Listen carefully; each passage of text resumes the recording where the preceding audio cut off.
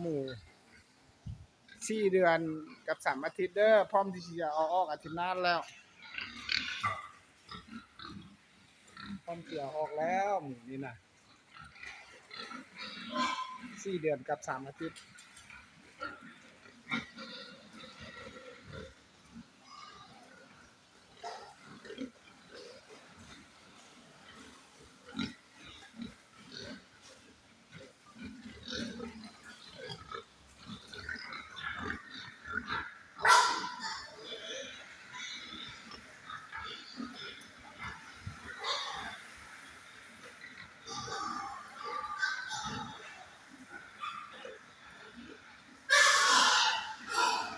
ทั้งหมดนี่แหละเนาะนี่เป็นประมาณ